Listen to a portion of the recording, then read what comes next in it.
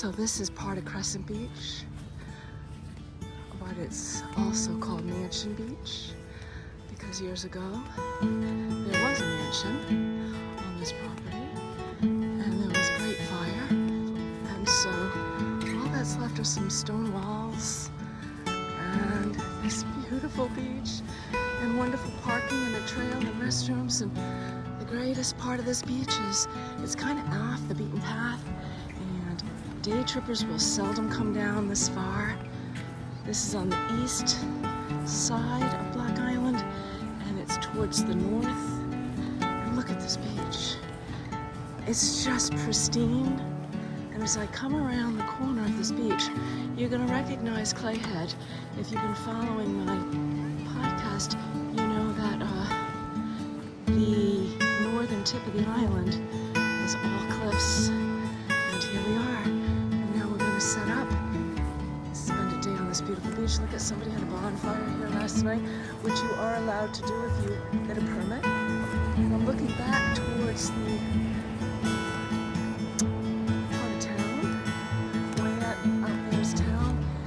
see some of the windmills.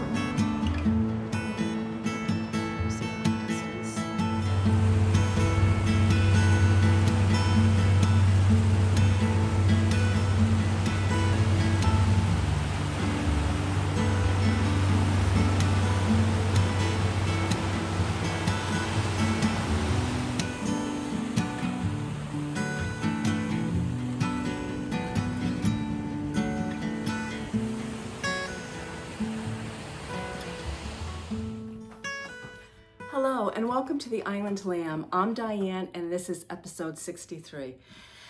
Oh boy, it's June 26th. It has been a glorious month so far on the island. I've been very productive with my knitting. I have some finished objects. I have some works in progress. I am excited to talk to you about where I'm thinking I'm going with my yarn stash. I'll give you a little update on the garden, and I started this episode with some footage of the last 2 days that Dave and I enjoyed Mansion Beach. Mansion Beach is pretty far down on Crescent Beach, which is on the northeast side of the island. So if you come off the ferry and you take a right, you can pretty much walk on the beach all the way to Clayhead, which is the northernmost point of the island. And it's a little further away from the town beach where a lot of the island where a lot of the day trippers go. So it's not quite as crowded. It has a feeling of remoteness because you've got that beautiful cliff to your left, and you're looking out and you're seeing the ferries coming and going. On a clear day, you can look out and see the Newport Bridge, which is the bridge I take to get over to my mom's. And it was just glorious. We had beautiful weather. We got some sun, shade, walked 3.5 miles on the beach each day, dipped in the water. It's still pretty cold in the Atlantic, but we did manage to get into the water, brought knitting, brought some books, brought our lunch, and it was lovely. And some of the footage that I showed you, the rocks, the cliffs, the sand, the waves, the gulls, it's heaven. It's just heaven there. So as far as my knitting goes, I'm wearing my most recent finished item. I had this on the mannequin last time. This is the Drifting Wave Tee. I'll include the episode. Well, it was last episode, so it was episode 63. This is Knitting for Olive, pure silk, undyed, gorgeous, gorgeous yarn. It has a V in the front, a V in the back. This lovely little detail for the shoulder, which is a ribbed stitch. I made it pretty cropped. I'm showing you a photo because I wore it to my mom's garden club luncheon, and I'm standing next to Anne, who is another daughter of a mother who's in the garden club, and she has recently joined the Anne, my friend, has recently joined the club. And so it was funny because we both had on linen, neutral colors, and we had a good laugh. We also both had a pocketbook from the same company that we like, the Brahmin company, which is a New England company. So we had a good laugh when we looked at each other. And so anyway, I felt very comfortable in it. It's very lightweight. I've worn it twice. I wore it to the garden club luncheon, and then I wore it out to dinner, I believe. Yes, I wore it out to dinner one night. It's perfect. You start the back shoulder, you work the front shoulder and the back shoulder, And then you do the same left and front, and eventually you attach and you work in the round. And I do recommend this pattern. And again, I'm including the name of the designer, and this was Knitting for Olive pure silk in the undyed. And I want to get some of this, I think, in navy blue, and make maybe a boat neck kind of loose, maybe a 3/4, you know, or that something you can push up and wear with white pants in the summer. Yeah, great pattern. Okay, well, what else have I been working on? Well, on the mannequin is a shawl. And I know I've said, do I really need another shawl? Well, yes, I do. Look at this shawl. This is called Against the Current. And it's against the current because there's one little orange fish swimming in the opposite direction of all the little blue fish. And when I saw this pattern, it caught my eye for a lot of reasons. One, I loved the nautical aspect of it. I loved the fish. I liked the idea that I could make the main portion in kind of a sand color. And I had 3 skeins of oatmeal linen quill that I didn't know what to do with. And so I decided to use this as my base. I had some orange linen quill left over, so this is going to be my little fish. And as far as the waves go, I was in Wickford, which is where my local yarn shop, the Mermaid's Purl, is. And I ran in quickly with my husband. It's a beautiful yarn shop, and he wanted to see what was going on there as well. And we know the owner, Lizzie, and she's a dear. So we both went in there, and there was this energy, this incredible energy. And I was like, what is going on in here? I hadn't been on social media lately, and I really didn't know what I was going in there for, to be honest with you. I hadn't purchased this pattern yet. I only had this pattern in my mind. It was showing up in my Instagram. So anyway, we walked in. Well, what was happening? It was the last day of a Miss Babs trunk show. And so the minute we walked in the door, this woman said, oh, there's the Miss Bab trunk show. It's the last day. It's at the back of the shop. And I was like, oh, well, that's exciting. I have never knit on that yarn. I know about that yarn, but I have never knit on it. And then I heard this woman say, the fish shawl, the fish shawl. And I went, the fish shawl? I didn't even know that it was called Against the Current because I had just seen some photos on Instagram. So I said, you mean the fish with the one fish, the orange fish? And she's like, yeah. We're doing a knit along at the Mermaid's Purl, and we're doing this pattern. So I was like, here we are. Here it is, right? So I looked over at Miss Babs, and in my mind, I still had that linen quill.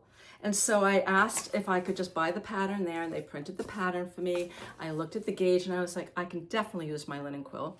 And so I purchased this gorgeous blue from Miss Babs.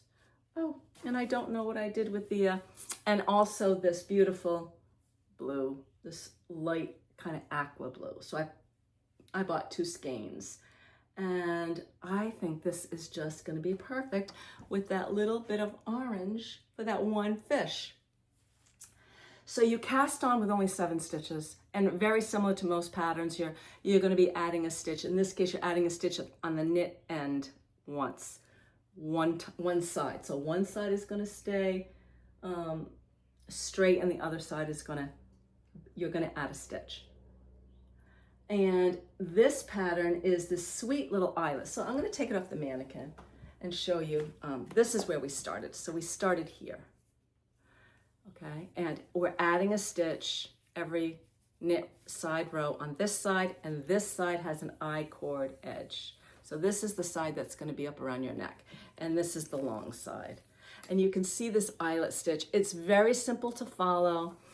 If you don't want a chart, you don't have to. Every row is written out, plus there is a chart. The chart is simple because the chart is basically just this little eyelet. And every X number of rows, you're going to, because of your increases, you're going to have, like, so you see there's 1, there's 2, there's 3, there's 4, and you're just building on the exact same pattern over and over. And the purl side is very simple because you're just purling. And then finally, you get to another chart or the written instructions for the wave.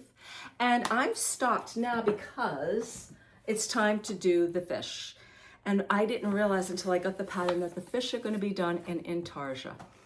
Not my favorite knitting technique. However, I haven't done it in a long time. And so I'm going to take my time and make all the little bobbins, because there's going to be several blue fish.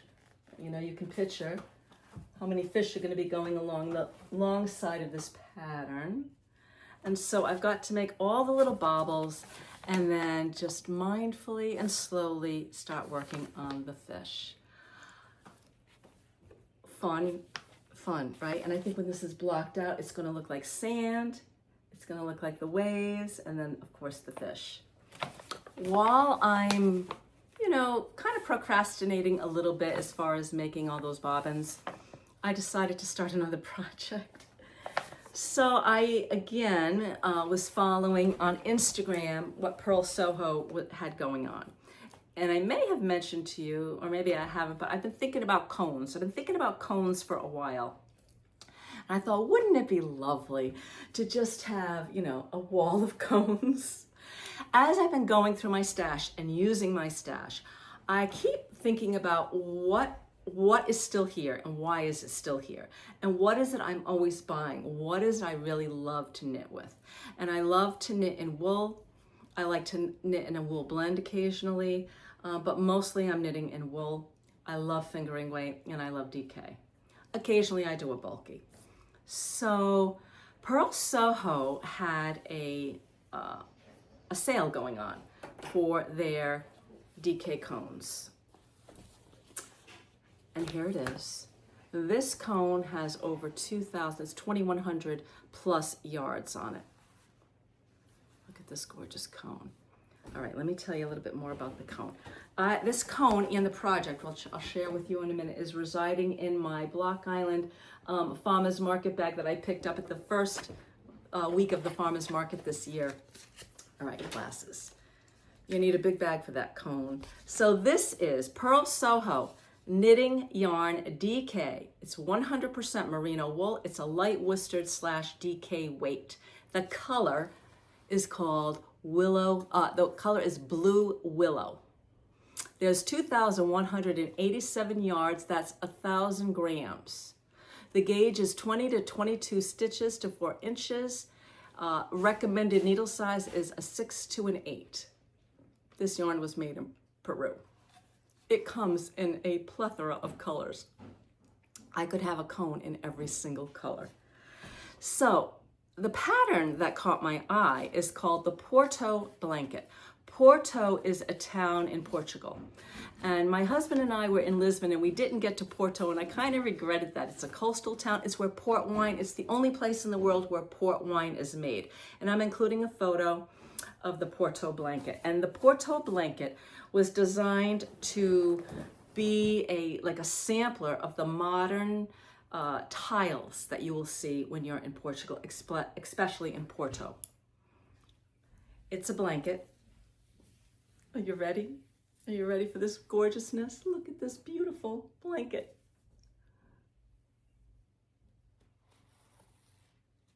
And I'm showing you some photos of it kind of spread out on the couch. So you cast on all the stitches, and I believe it was like 257 stitches, maybe 250 plus stitches. And again, if you don't want to do a chart, you have a choice. There's the chart and then there's the written pattern. In this case, I like the written pattern because it's so repetitive and it's over, you know, X number of stitches. And so I got it pretty fast. So this was the first pattern. It's like a little half pyramid. Then you've got this bigger pyramid and then this beautiful eyelet pyramids. Now I'm working this ribbed pyramid, and I really don't know what's coming next. I've kind of just been waiting, finishing each section and then moving on to the next section. It has an I-cord edge on both sides. On the wrong side, you're pretty much just, you know, purling, or sometimes you're usually purling, or you're knitting the knit stitches and purling the purl stitches. Oh my God, it's going to be gorgeous. I think it's going to go on my white couch. It could go on a chair. Once it's blocked, it's going to be even bigger. So the dimension, do I know the dimensions? Well, I'll include the link to the pattern. Again, it's Purl Soho. I've only made 2 blankets. That's not true. I've made a few blankets. So I made the blanket, and maybe I'll show you a photo of it. It was years ago. I think it was the first winter we lived on Block Island, and I made this kit, and it was the Collinette Absolutely Fabulous Throw, I think it's what it's called. And it's always on the back of one of my green chairs. And it has mohair and boucle and really a lot of these colors. Then I made my mother a blanket one year, and I'll have to take a picture of it the next time I'm there, in a gorgeous blue, mom's colors. And it was a sampler and so it was 12-inch, squares, and each square is different. And so it was a sampler in stitches, and it had to be pieced together, and I put an edge around it. And then I made those 2 blankets last year for our niece and nephew in a big bulky, just in a garter stitch, I believe, or seed stitch. But this is the first blanket I've made for this house. Oh, and that's not true, right? Because I did make one for my couch in seed stitch downstairs, just an acrylic wool blend. Okay, so I've made a few blankets, but not like this. This is a commitment, right? This is going to be, all summer long, pick up. And I've only had this cone for a few weeks, and I've already gotten this far. So I say all summer long. I don't know. We'll see. I could zip right through this and maybe want to make another one. I think this is the kind of thing I could have on the needles all the time.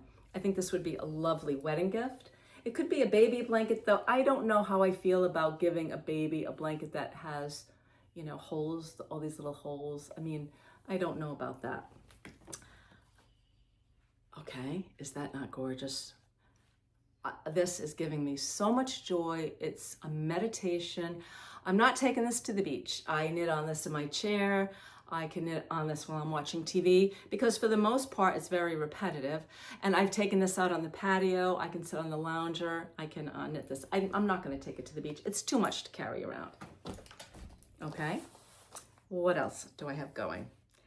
So speaking of knitting, let's stay with, what do we want to do? This is Purl Soho. So let's stay with Purl Soho for a second. So also in my stash, when I bought this oatmeal, I bought 3 skeins of the black as well. I originally was thinking this was going to be one of those V-neck, the daily pullover pattern by Petite Knit, maybe. Again, I'll have that here. And I thought I would get this and get black. This is not the best color for me, really, but I think with this, with the fish, wrapped around my neck, it's going to be fine. But as far as a V-neck, maybe not. So that's why it was sitting in my stash. So the black has been sitting in my stash just as long. And let me just show you the black. It's sitting in my beautiful little bag that I made. Okay, here it is. You can see hairs from the linen. Love linen quill. So here is the daily V-neck pullover. I have the V in. This this is top down. I believe it's been a while since I've knit on this, since the blanket came into the house. Since that cone came into the house, everything has stopped. But I believe you start in the back. You're going to work your shoulders with raglan. This is raglan. There are some short rows. I like a low V, so I went with the pattern. I know some people have made this a little higher. You are going to pick up all the stitches around the neck and do a little bit of a rib. And you can see where I'm at. Linen quill. I've divided for the sleeves, and I have a lot of this. So I'm going to make long sleeves. I'll make this fairly long. It's nice and lightweight. I think it's going to be a great addition to my wardrobe with a white tee or a white blouse, or maybe without anything on except a camisole. We'll see. So that's on the needles. Linen quill from my stash. Linen quill from my stash. Going to be a little orange fish. Linen quill from my stash. So my stash is really weeding out. And so again, that's why I've started to think, well, what do I want to put into my stash? I love that cone. But here's another Purl Soho yarn that I picked up. So a friend's daughter is pregnant, and her baby is due, I think, in August. And I don't like to make infant sizes. I like to make either 12 to 18 or larger. But I have been watching, watching Purl Soho on Instagram, and they have this pattern, and I'm putting it right here, for little overalls for a baby. And I know this is going to be a little boy, and I know the little boy's name is going to be John. And I just said, you know, I have to make these overalls. I have to.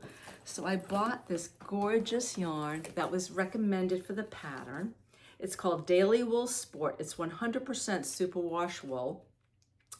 There are 300 yards on a skein, 24 to 26 stitches to the inch, recommended US size needle 3 to 6. This is machine washable in cold water and tumble dry low.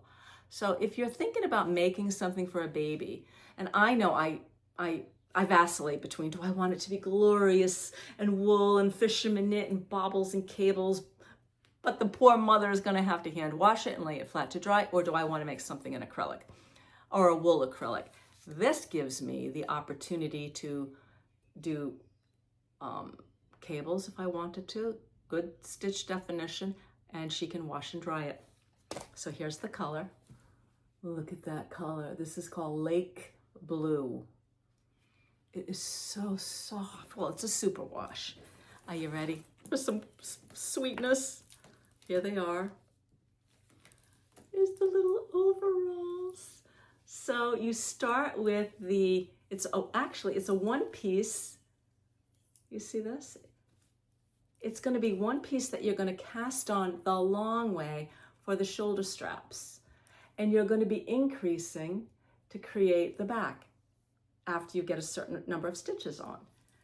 And then you're going to make the front part of the bib. And eventually the little strap is going to come in here, and see the little buttonhole? You've made a buttonhole. So that little strap is going to go in there, okay? And then you knit that bib in garter stitch, and you're knitting back and forth at this point. Then you put the body on, and you're going to knit in the round and stocking knit. And in the back, look at these sweet little increases, this little gusset. So there's room for that diaper. And then there's going to be, and there's a little gusset in here for underneath between the legs, and that's going to get Kitchener, that's going to get grafted. And then you separate for the legs, and I'm just about to switch to the smaller needle to make the little cuff.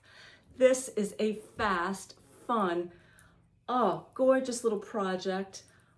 And I want to make this, so we have another friend who's going to be having twins, and so I'm going to probably have to make this in every color that I can. I can picture this with like a little yellow t-shirt underneath it. I have some yellow embroidery floss. Maybe I'll do something to make it look like jeans.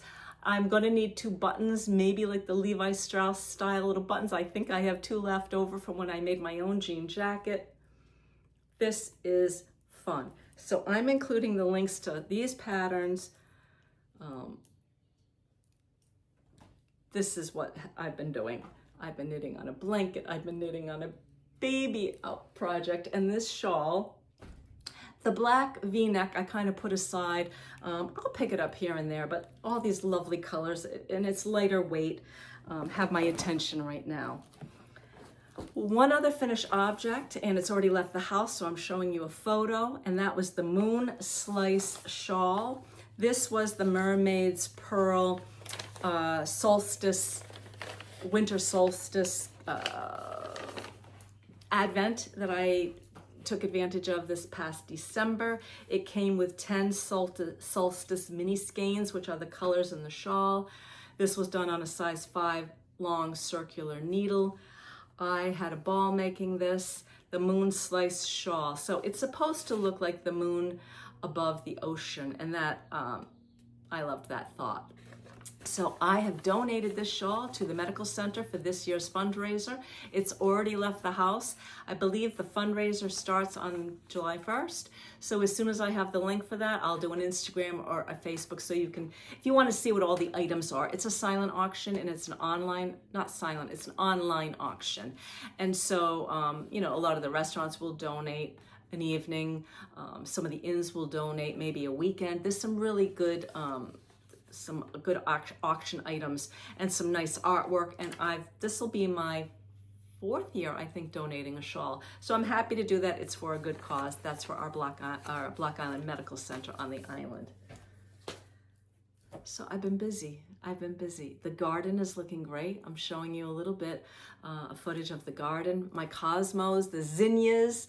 I have big glorious orangey yellow flowers coming up on my zucchini. I've never grown zucchini, so this is new to me. I'm going to try to train them to go up the trellis. I have some Japanese eggplant that I hope to do the same with. I have flowers on all the tomato plants and on the peppers. I love having a cutting garden of flowers. So every morning I go out and water, and I cut a little bundle maybe of cosmos or a little bundle of zinnias, and I put them in our bathrooms or on the sink windowsill, and it's just bringing me so much joy, and that was my goal. When I finished with the lettuce, and I'm about to start pulling heads of lettuce probably, once a day for the next few days. First, I was just pulling off some leaves, but the heads are big enough. I'm going to start, pulling a whole head. I have some seeds, some more flower seeds, and I'm just going to put those in and see how they go. Now, last year I bought Sweet Alyssum, already started plants. And when I was preparing the soil this year, I noticed all these little seedlings coming up, and I really didn't know what they were, but I decided to transfer them into a bowl. Some I put over in the flower bed to make room for my vegetables. And come to find out, they were Sweet Alyssum plants that had reseeded, and I have a lot of it. So I'll keep that in mind for next year. Also, 2 of my nasturtiums reseeded, and 1 tomato plant, and I think some marigolds, is that how you, marigolds, yeah. So I've had quite a few things come up from last year that I didn't expect. I wanted to tell you about a book that I'm about to finish. This book got my attention because of the colors. June Baby.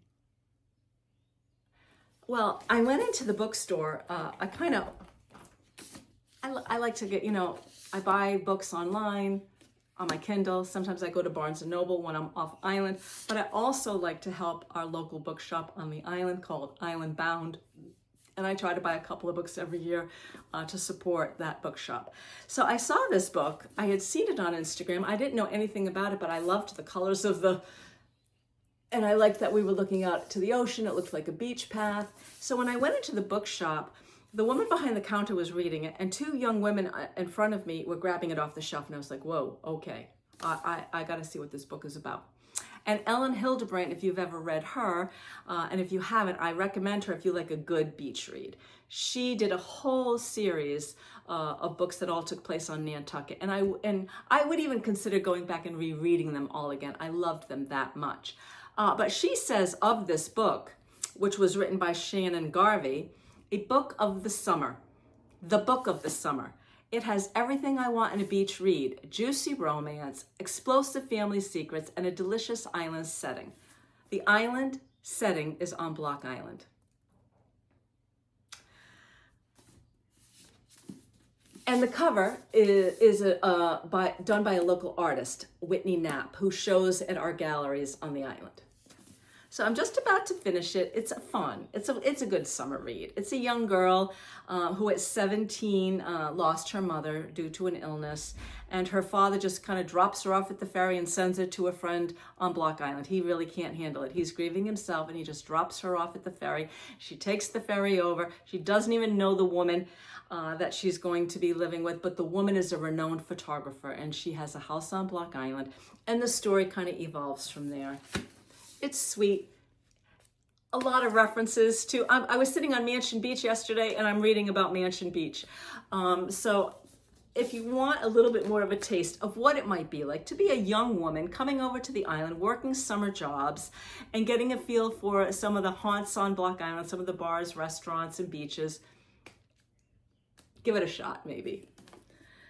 Okay, have I talked about everything I wanted to talk about? Let's see. Yes, I think I have. Okay, the next book I'm going to read is The Calamity Club. It's 600 plus pages. I don't know anything about it yet, but the book is downstairs. As soon as I finish this, I'm going to crack it. I might lay out on the patio today. I'll go see how the garden's doing. I don't think I'm going to have to water. I hope you're having a good June.